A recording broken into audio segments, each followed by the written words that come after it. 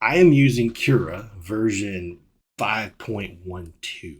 Let's look at the filaments we have up here at the top. I have in the printer, I have loaded black TPU and extruder 1 and silver PLA and extruder 2. Cura is very good.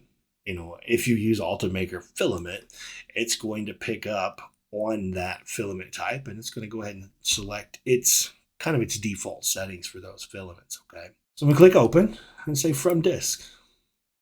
And the first part I'm going to lay down is the back of the phone case.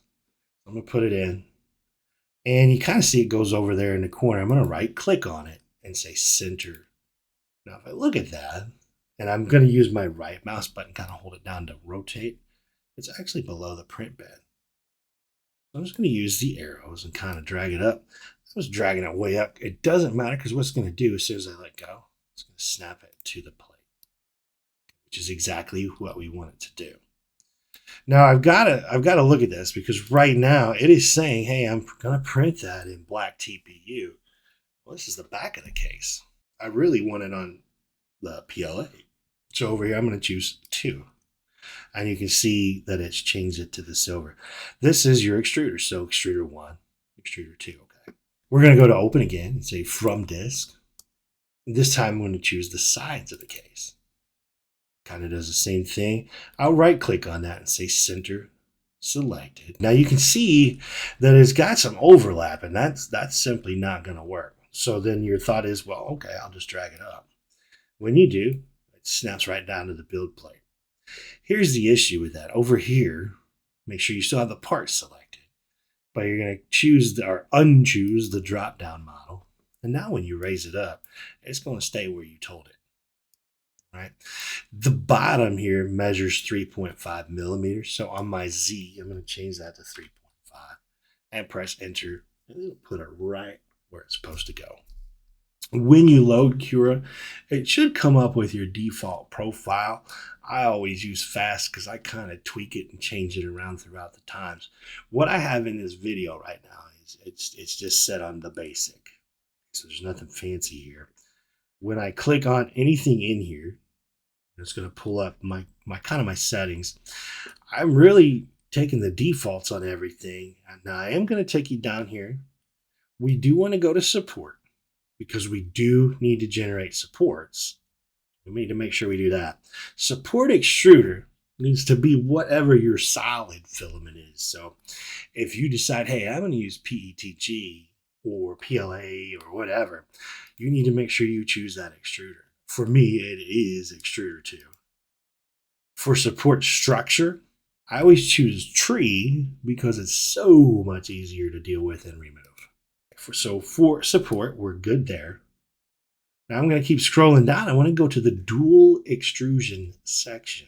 To do the interlock, I want to make sure that I have clicked and selected this box here that says generate interlocking structure.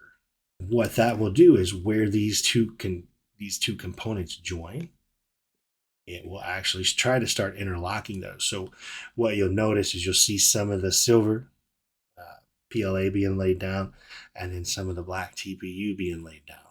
Okay, they'll lay down together. So what it'll do is essentially alternate extruders for a little bit. TPU does not like that. It's not a big fan. So let me show you some things that can help you. You can go up here to preferences and say configure Cura.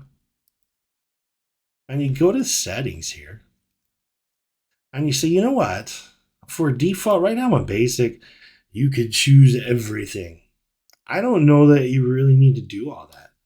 I would keep it here at basic, but let's scroll down through here and talk about some things that we might need for this project. Okay, so I'm going to scroll down, and what I'm really looking for is that dual extrusion section. So I'm going to be scrolling for a little bit. If you look, though, all of these options Cura has. Cura is a free slicer, and it is a tremendous slicer. There are a lot of settings to it, and you can make a lot of customizations to it. So there's the dual extrusion. I kind of went past it. So what I'm looking for in particular is that generate interlocking structure area. Notice, because it's basic, that is automatically selected. But anything that says, I don't know, interlocking, I might go ahead and select to turn that on. So what I'm going to do now is just kind of exit that. Let's go back here now. And we're going to go down to dual extrusion. So now you can see, hey, there's a little more stuff here. A little more customization. Because remember, before all we did is we just had the checkbox. So the interlocking beam width at 0.8 is kind of a standard. I did change my orientation to 60 degrees. I felt like that did a little bit better job than the default. I want to say that was around 20-ish. I can't remember exactly, but well, if you want to remember, you just hit the reload button and it'll put it right back to the default. So I ended up doing around 60.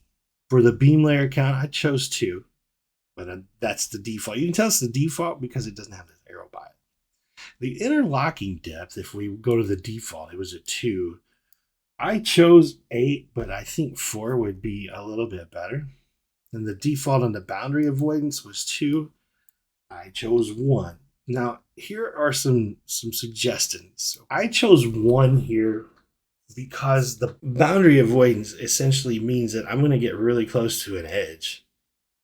So 1 millimeter is really, really close, as we know. So the sides of this phone case are really, it's not that big. Now, my original design idea for this, it was a much thinner sides to the case. I wanted it to be even more flexible. The issue was it was so thin that I couldn't get the interlocking to work. So this phone case that you're using, it's a little thicker than it actually needs to be. The interlocking depth is essentially how tight that's going to be. The higher the number that you can get here, the better interlocking it's going to be. So it's going to be pretty stout if we can get a higher number there. I probably would recommend like a 4 there.